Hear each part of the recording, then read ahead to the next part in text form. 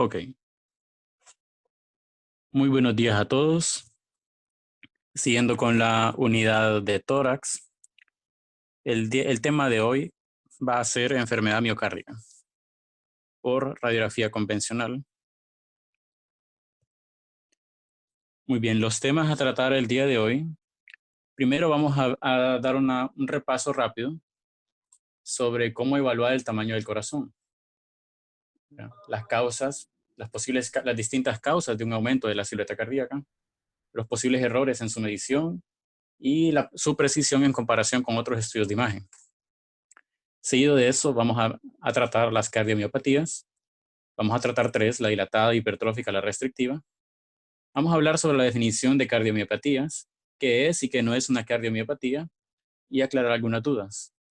Y por último, los tumores cardíacos más frecuentes, y del que más vamos a hablar es del mixoma cardíaco, el que más vamos a tratar, ¿verdad? Mixoma cardíaco. Muy bien. Evaluando la evaluación del tamaño cardíaco, utilizamos el índice cardiotorácico. Este índice cardiotorácico se ha venido utilizando por más de 100 años. Fue descrito por primera vez en 1912 por el doctor Saul Dancer. Originalmente fue desarrollado para describir el aumento del ventrículo izquierdo. Mide el diámetro transverso en una proyección posterior-anterior de tórax. El índice cardiotorácico puede estar normal cuando hay crecimiento de la aurícula izquierda o del ventrículo derecho. Recordemos que en una radiografía posterior-anterior de tórax, las estructuras cardíacas que se proyectan o que producen una sombra son principalmente el ventrículo izquierdo y la aurícula derecha. De manera que el crecimiento de la aurícula izquierda o del ventrículo derecho pueden no causar un aumento de la silueta cardíaca. Para que el volumen del ventrículo izquierdo aumente lo suficiente para alterar o producir un índice cardiotorácico más de 0.5, el volumen de debe de aumentar en más del 66%. El índice, muy bien. Decidí incluirlo, ¿verdad? Solo por curiosidad. Este es el estudio original o la descripción original hecha por el doctor Saul Dancer del índice cardiotorácico.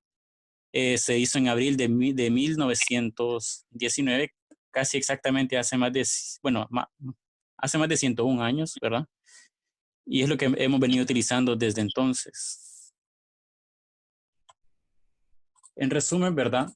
El índice cardiotorácico se considera anormal o aumentado cuando este es más de 0.5.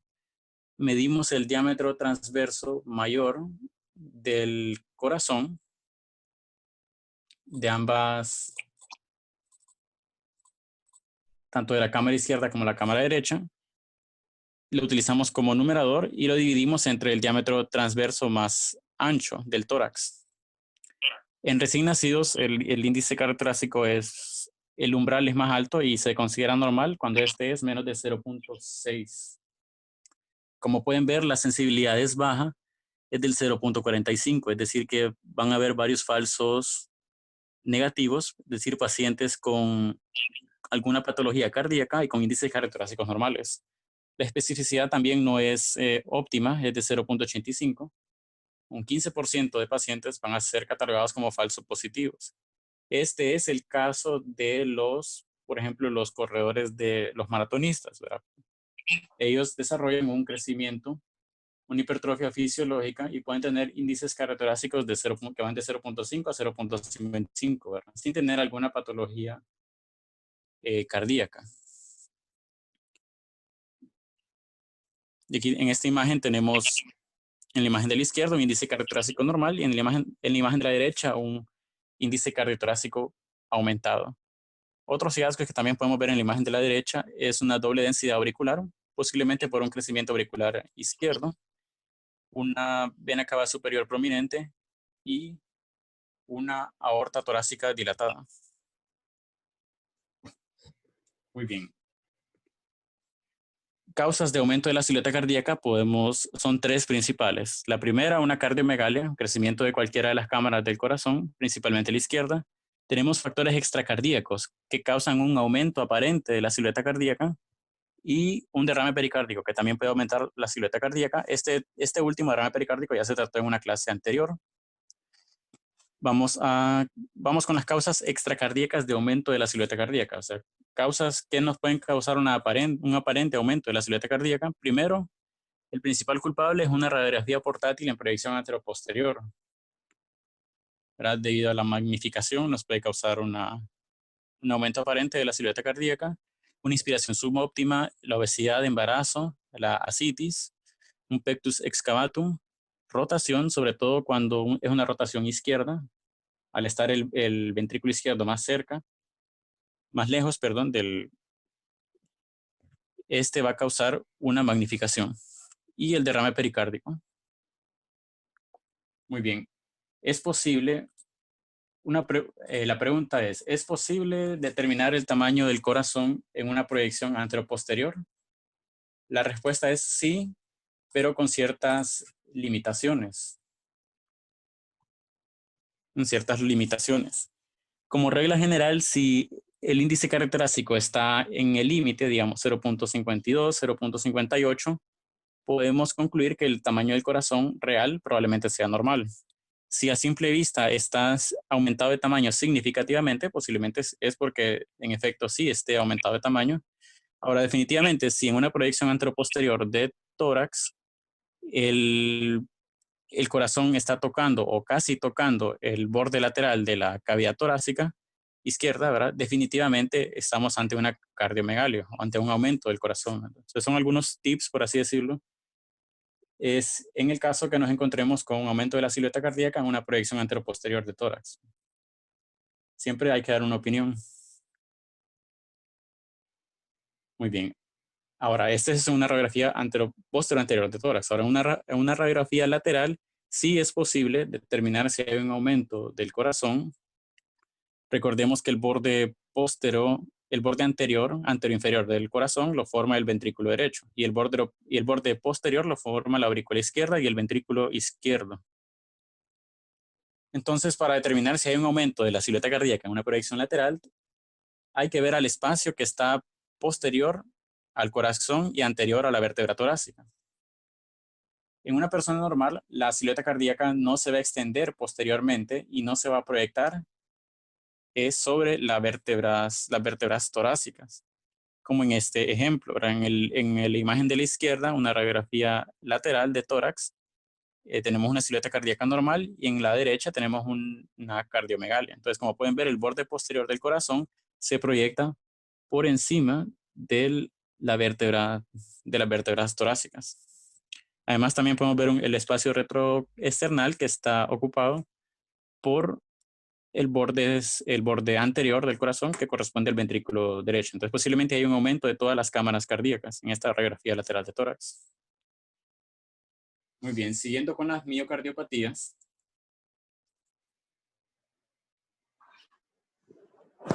Vamos a hablar un poco de la definición, qué es y qué no es una cardiomiopatía, y vamos a describir los tres tipos, la dilatada hipertrófica, la restrictiva, la clínica y los hallazgos radiológicos. Comenzando con la definición de cardiomiopatías, la definición actual de la Sociedad Americana del Corazón y la Sociedad Europea del Corazón definen a las cardiomiopatías como una enfermedad del músculo cardíaco que produce disfunción estructural y funcional del mismo y, muy importante, en ausencia de enfermedad arterial coronaria, hipertensión, enfermedad valvular y enfermedad cardíaca congénita. Suficiente para explicar la normalidad cardíaca, es decir, de que entre las cardiomiopatías no podemos incluir a la cardiopatía isquémica, a la hipertensiva, a la cardiopatía por enfermedad valvular y a las cardiopatías por enfermedades cardíacas congénitas. Esas no son, según la definición actual de cardiomiopatías, no se incluyen dentro de estas, ¿no? Además, las cardiomiopatías se dividen en familiares y no familiares, es decir, básicamente en hereditarias y no hereditarias. Y a su vez, ¿verdad? Se dividen en dilatada, hipertrófica, restrictiva, arritmogénica y no clasificadas. Estas últimas dos no se van a tratar ¿verdad? Porque no conllevan hallazgos característicos radiográficos. No me voy a atender mucho en esto, ¿verdad? Solo para que vean el amplio espectro de las distintas causas de las cardiomiopatías, en este caso de las familiares o hereditarias. Hay algunos nombres conocidos, por ejemplo, tenemos la enfermedad de Anderson-Fabry, las enfermedades por depósito de glucógeno, Pompe, Forbes, Danon, también causan una cardiopatía hipertrófica. Con las no familiares, ¿verdad? Estamos un poco más familiarizados. Vemos aquí algunas causas comunes. Por ejemplo, dentro de las hipertróficas tenemos la obesidad, los niños de madres diabéticas, los atletas, ¿verdad? La clasificación de la Sociedad Americana de Cardiología y las incluye como causa a pesar de ser fisiológica, ¿verdad? La hipertrofia del ventrículo izquierdo en atletas profesionales, esta se incluye dentro de las causas de cardiopatía hipertrófica. La amiloidosis dentro de las dilatadas. Dentro de las dilatadas, la causa más común, recordemos, son las isquémicas y las hipertensivas, seguida las valvulares. Ya habiendo descartado esas causas, la más común son las miocarditis, debidas a ya sean infecciosas, tóxicas o autoinmunes, ¿verdad? Las más comunes son las infecciosas, las miocarditis virales, ¿verdad?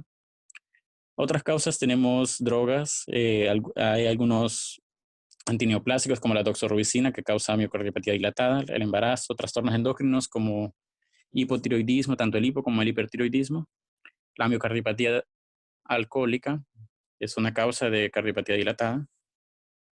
Dentro de las restrictivas tenemos la fibrosis endomiocárdica. Muy importante, dentro de la cardiopatía restrictiva no se incluye la pericarditis constrictiva. Eso es a pesar de que causa un cuadro clínico similar, no se incluye dentro de la clasificación de cardiomiopatías restrictivas.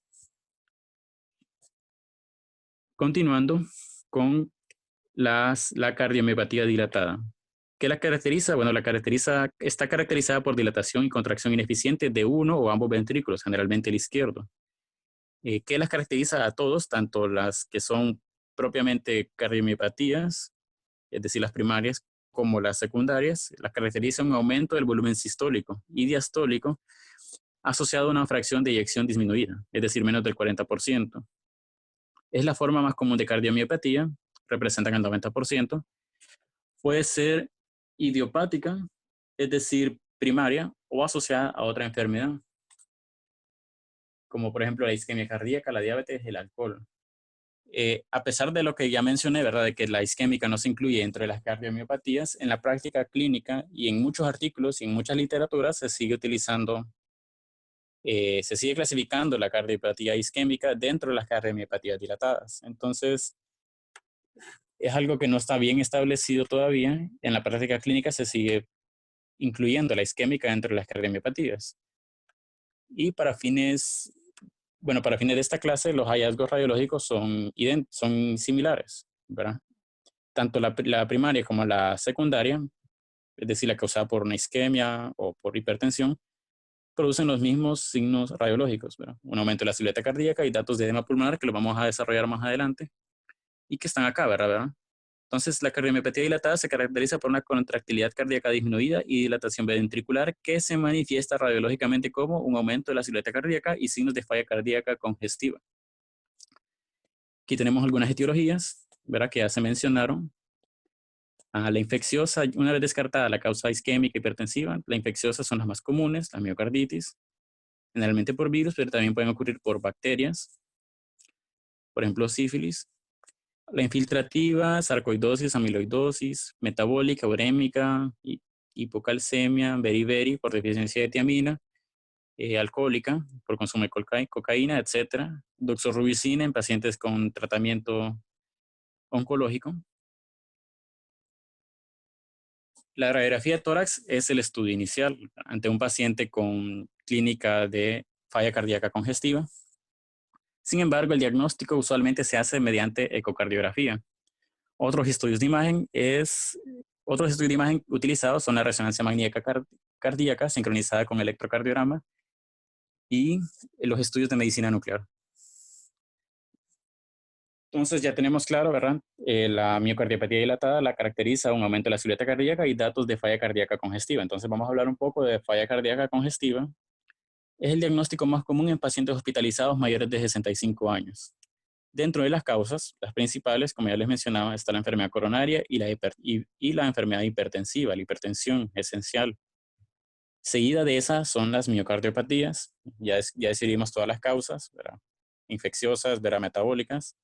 Le sigue la enfermedad cardíaca valvular, las arritmias, hipertiroidismo, la anemia severa, los shunts de derecha a izquierda. Los hallazgos, aumento de la silueta cardíaca y un edema pulmonar, datos de falla cardíaca congestiva, el cual puede ser intersticial o alveolar, que es el que vamos a discutir ahorita. El edema pulmonar intersticial, tenemos 4 signos radiológicos principales. La visualización de los septos interlobares, es decir, las líneas B y C de Kerley. A y B, perdón. También hay línea C de Kerley, ¿verdad? Un manguito peribronquial, líquido en fisuras y derrame pleural. Las líneas A y B de Kerley. Las líneas B de Kerley son opacidades perpendiculares con respecto a la pared torácica lateral. Representan la visualización de los septos interlobares debido a un trasudado, a la presencia de líquido, ¿verdad? Por aumento de la presión hidrostática. Esto hace que sean visibles en la radiografía convencional de tórax en proyección posterior anterior. Las líneas de Kerley, ¿verdad? Fueron nombradas en honor al doctor Peter James Kerley, ¿verdad? Que fue un neurólogo y radiólogo irlandés. Las líneas A de Kerley, a diferencia de las líneas B de Kerley, son más largas y van en dirección hacia los hilios pulmonares. A la izquierda tenemos las líneas B y a la derecha las líneas A de Kerley, ¿verdad? Manguito peribronquial. El manguito peribronquial representa la visualización de la pared de los bronquios o bronquiolos debido a la presencia de un trasudado. Representa la pared de los bronquios edematizada vista de frente. Esto es el manguito peribronquial. No es exclusivo del edema pulmonar, ya que lo podemos ver en otras patologías, por ejemplo, las enfermedades inflamatorias de las pequeñas vías aéreas, por ejemplo, la bronquiolitis y el asma. También es describida como el signo de la dona. Y recordemos que este es el bronquio visto de frente, ¿verdad? Un corte transversal, por así decirlo, debido al edema de las paredes. Si lo viésemos en un corte longitudinal, a veces lo describe como, adquiere una apariencia de tramos de ferrocarril, ¿verdad? Eso es si se ve en un corte longitudinal. Otros signos radiológicos que pueden acompañar o que vamos a encontrar en una miocardiopatía dilatada en el contexto de una falla cardíaca congestiva es el líquido o el fluido en las cisuras. Entonces, normalmente, en algunos casos pueden verse las cisuras, pero si estas son prominentes ya es un hallazgo anormal, ¿verdad? Sobre todo en el contexto del paciente, de la clínica del paciente, de otros hallazgos, por ejemplo, la línea B de Kerley, cardiomegalia, etc. Entonces, otro hallazgo en edema pulmonar intersticial es el líquido en las cisuras. En este caso, en la imagen de la derecha, una radiografía lateral de tórax, podemos ver la cisura horizontal y cisura oblicua prominentes, debido a la presencia de líquido. Y por último, el derrame pleural, ¿verdad? No es algo específico de falla cardíaca congestiva, ¿verdad? Pero recordemos que representa la sumatoria de todos los signos ya descritos, de todos los hallazgos y de la clínica del paciente y de la sospecha clínica. Entonces, generalmente son bilaterales en el derrame pleural por insuficiencia cardíaca, pero pueden ser asimétricas y generalmente el lado derecho va a ser más, o se va a ver más afectado, va a tener mayor cantidad de volumen que el izquierdo.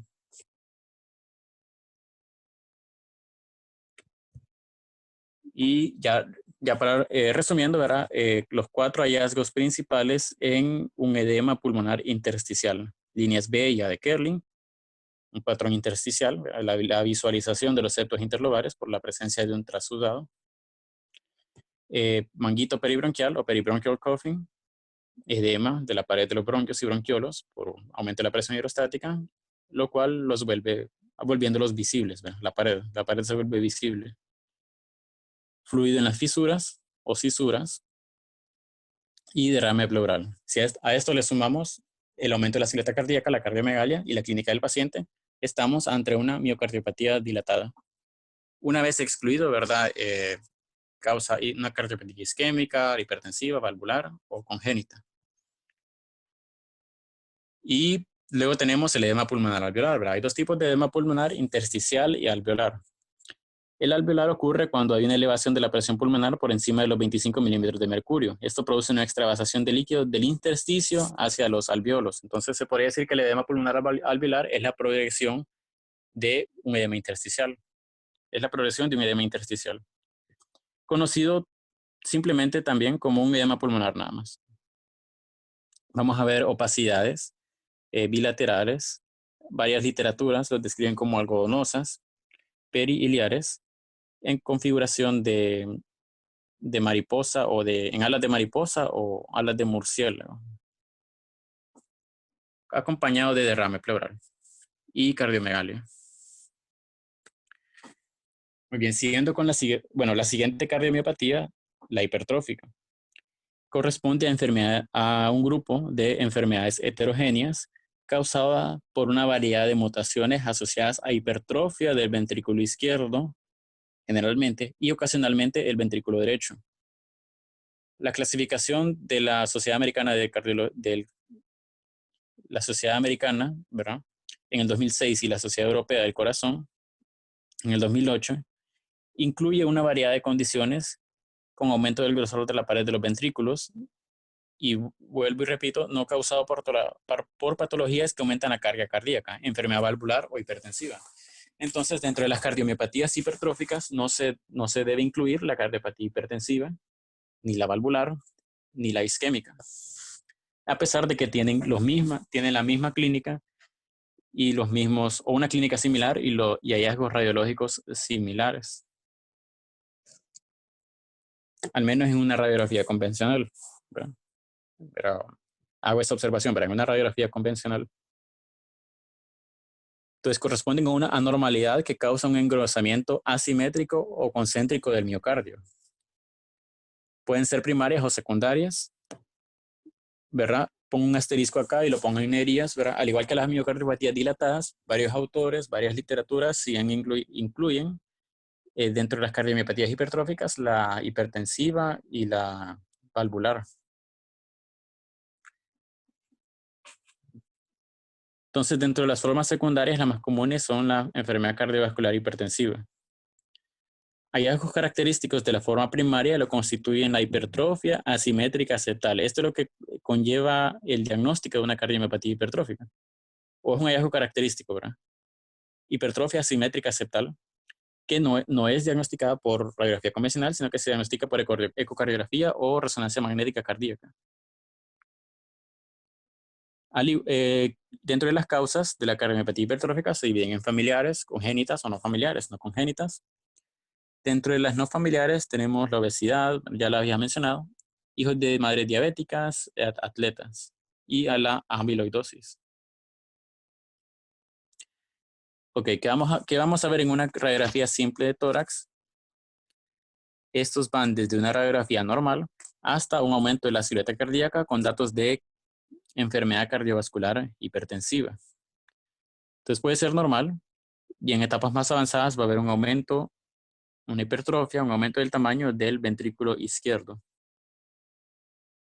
Un desplazamiento del ápex lateral e inferiormente. Un desplazamiento lateral y caudal del ápex cardíaco con aumento del índice cardiotorácico. En una radiografía lateral, recordemos que el borde posterior inferior lo forma el ventrículo izquierdo. Al aumentar este de tamaño, se acerca más al borde anterior de las vértebras torácicas. Entonces hay un desplazamiento posterior del margen del ventrículo izquierdo. Como les mencionaba, dentro de las cardiomiopatías hipertróficas secundarias, la causa más común es la enfermedad cardiovascular hipertensiva. Y es la que vamos a tratar ahorita. porque es la que más signos radiológicos tiene. Entonces, la elevación sostenida de la presión arterial produce hipertrofia ventricular izquierda en el 20% de los pacientes. La hipertensión esencial, es decir, la que no tiene causa aparente, representa el 90% de todas las hipertensiones. La falla cardíaca, la enfermedad coronaria y las arritmias son complicaciones frecuentes de la hipertensión. Okay, la hipertensión arterial sistémica puede producir hipertrofia del ventrículo izquierdo a expensas del lumen inicialmente. Inicialmente, esta hipertrofia es concéntrica y ocurre a expensas del lumen. El corazón usualmente tiene un tamaño normal o ligeramente aumentado en las fases tempranas de la enfermedad. ¿Qué hallazgos vamos a encontrar? La aorta se desplaza hacia afuera alrededor de la válvula aórtica y el hiato aórtico, volviéndose más prominente tanto en sus porciones ascendentes como descendentes. Esto se le conoce como una aorta, como una aorta desenrollada o desplegada. La hipertensión arterial prolongada y sostenida eventualmente produce falla cardíaca congestiva con sus signos característicos. Es decir, que en una miocardiopatía hipertrófica secundaria a una enfermedad cardiovascular hipertensiva, los hallazgos que vamos a ver van a ir desde una radiografía normal hasta un aumento discreto de la silueta cardíaca con una aorta desenrollada o desplegada. Ya en etapas finales, no es hasta las etapas ya terminales o finales que vamos a ver datos de falla cardíaca congestiva. Y eso es lo que podemos ver en esta imagen, una radiografía posterior anterior de tórax, en donde vemos un aumento discreto de la silueta cardíaca y una aorta desenrollada o desplegada. Así se describe en la literatura consultada. Entonces la aorta se desplaza hacia afuera alrededor de la válvula aórtica y el hiato, volviéndose más prominente tanto en sus porciones ascendentes como descendentes. Podemos ver acá. El corazón usualmente tiene un tamaño normal o ligeramente aumentado en las fases tempranas de la enfermedad. Hay un poco de controversia con esto de la aorta desenrollada, ya que algunos lo consideran como un hallazgo normal en pacientes de edad, en pacientes mayores de edad. Recordando, ¿verdad? La radiografía de tórax puede estar normal en las fases tempranas de la enfermedad de la cardiomiopatía hipertrófica. Continuando, la cardiomiopatía restrictiva corresponde a la forma más rara de cardiomiopatía. Se caracteriza por presiones de llenado diastólico altas con una fracción de eyección preservada. Usualmente se debe a procesos secundarios, a procesos infiltrativos del miocardio, por ejemplo, la amiloidosis, enfermedades autoinmunes, la radiación. Clínicamente es similar a una pericarditis constrictiva. La única diferencia, ¿verdad?, que en la pericarditis constrictiva el pericardio está engrosado, a diferencia de la cardiomiopatía restrictiva, el cual está normal. El corazón generalmente es de tamaño normal y pueden haber cambios pulmonares de falla cardíaca congestiva ya en estadios terminales o avanzados. Entonces, un engrosamiento del pericardio, más de 4 milímetros, demostrado por resonancia magnética cardíaca, excluye el diagnóstico de cardiopatía restrictiva. Entonces, el diagnóstico de cardiopatía restrictiva es más un diagnóstico por descarte, ¿verdad? Hay que descartar todas las demás patologías. Y las calcificaciones pericárdicas mejores vistas en tomografía también excluyen el diagnóstico de cardiopatía restrictiva. Entonces, la cardiopatía restrictiva no tiene hallazgos característicos en las fases iniciales de la enfermedad. El corazón va a estar de tamaño normal y no se va a acompañar de datos de falla cardíaca congestiva, no se va a acompañar de datos de congestión pulmonar en las etapas tempranas, sino hasta las etapas ya finales de la enfermedad. Entonces no hay hallazgos muy característicos de la cardiomiopatía restrictiva, al menos no en radiografía convencional. Muy bien, ya el último tema, tenemos los tumores cardíacos más comunes. Estos se dividen en primarios y secundarios. Dentro de los primarios tenemos los benignos, que son los más comunes, representan el 60 al 75% de todos los tumores primarios, y luego tenemos los malignos, aproximadamente el 20%. Cabe destacar que los más comunes en realidad son los secundarios. debido a metástasis, que pueden ser hematógenas o por contigüidad. Muy bien, los tumores cardíacos primarios son poco comunes, corresponden a una pequeña minoría de todos los tumores que involucran el corazón. La mayoría de los tumores son secundarios, de origen mediastinal o pulmonar con extensión a pericárdico y corazón, que es lo que les mencionaba. La mayoría de los tumores cardíacos son secundarios, debido a metástasis. Tienen una prevalencia en autopsias del 0.01 a 0.03%. Tienen una incidencia muy baja. Se clasifican en benignos y malignos, los tumores cardíacos primarios. Los tumores cardíacos benignos, tenemos tres, los más comunes. Tenemos el mixoma, que es el más común en adultos. Tiene una mayor predilección por mujeres, seguido del lipoma, que es el segundo más común en adultos, y el rhabdomioma, que es más común en niños. Y dentro de los tumores cardíacos malignos, el más común de los malignos es el sarcoma, representa el 25% de todos los tumores cardíacos primarios, y el osteosarcoma cardíaco primario representa del 3 al 9% de todos los tumores cardíacos. El mixoma cardíaco es el tumor primario más común. Aproximadamente representa el 50% de todos los tumores cardíacos primarios. Tiene un rango de edad muy amplio, va desde los 11 hasta, se ha descrito en pacientes que van de 11 hasta 82 años. La media edad al momento del diagnóstico es los 50 años, entonces es un tumor más de personas adultas, a pesar de ese rango de edad amplio. Tiene una mayor predilección por mujeres y el 20% son asintomáticos o incidentales. Cuando causan síntomas, pueden producir una triada de síntomas características, que es obstrucción valvular, evento embólico y síntomas constitucionales. 20% se presenta con algún tipo de arritmia. Pueden ser sésiles o pedunculados. La forma pedunculada es la más común y de tamaño variable, van de 1 a 10 centímetros. Muy importante, ¿verdad? El sitio más común es el de la aurícula izquierda, específicamente en el septo interauricular, en la región, a nivel de la región de la fosa oval.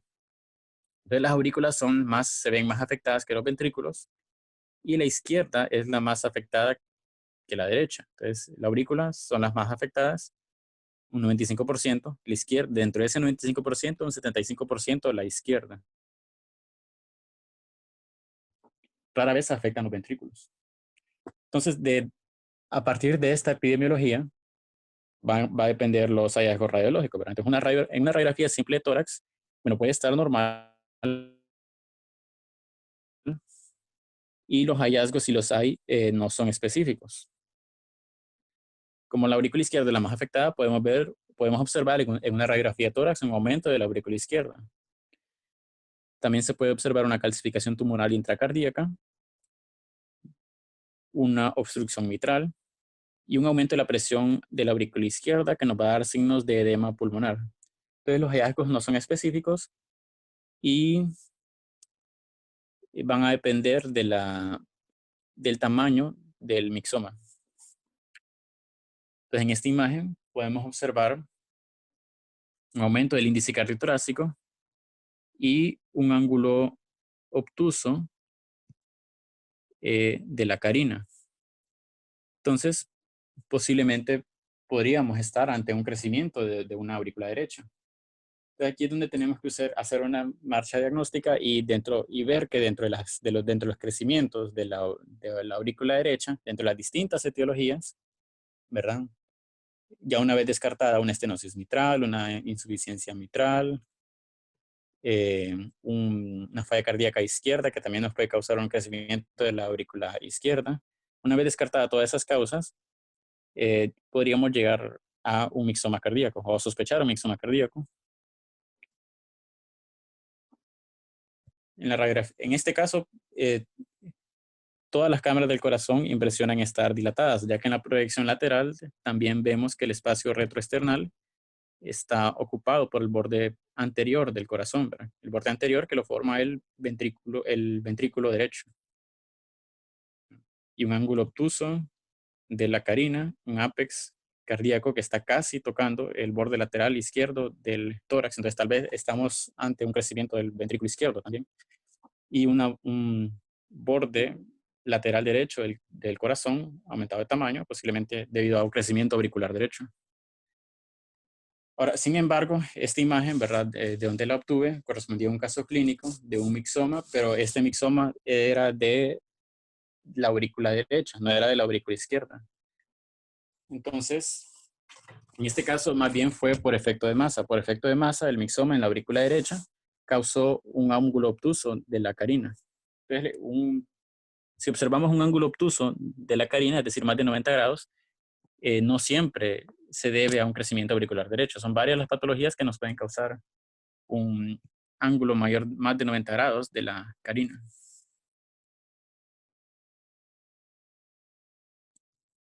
¿Verdad? Muy bien. Eran por tomografía, ¿verdad? A este paciente se le hizo una tomografía que demostró un defecto de llenado en la aurícula derecha. Y eso sería todo, el tema de hoy, ¿verdad? Miocardiopatías dilatadas. Y esta es la literatura consultada, tanto para la teoría como para las imágenes. Y muchas gracias por su atención, ¿verdad? En resumen, ¿verdad? Las cardiomiopatías dilatadas representan un grupo heterogéneo de enfermedades. Eh, no hay un consenso todavía sobre la definición, ¿verdad? Ya que se sigue utilizando el término miocardiopatía dilatada para incluir las cardiopatías isquémicas, hipertensivas, valvulares. Se dice también de que se menciona que esta clasificación de la Asociación Americana de Cardiología y Europea es más una clasificación eh, patológica, epidemiológica y no tanto clínica, ¿verdad? Como pudieron ver, ¿verdad? Los signos, el cuadro clínico de una miocardiopatía dilatada, tanto en sus formas primarias como secundarias, son similares. Tal vez lo único que difiere es los antecedentes del paciente y la edad, ¿verdad? La edad, una miocardiopatía dilatada primaria es más común en personas jóvenes, niños, ¿verdad? Por miocarditis virales o en adultos jóvenes, ¿verdad? Por ejemplo, el Chagas, la miocarditis por Chagas. Lo mismo de la hipertrófica, ¿verdad? Lo que diferencia aquí, el cuadro clínico es similar, tanto en la primaria como en la secundaria, hablando de la hipertrófica, ¿verdad? Tanto en la primaria como en la secundaria. Inicialmente los hallazgos radiológicos van a ser normales, luego se va a observar un crecimiento del ventrículo izquierdo asociado a signos radiológicos de falla cardíaca congestiva. Lo único que diferencia es la edad y los antecedentes del paciente. Y eso es todo. Les haya gustado.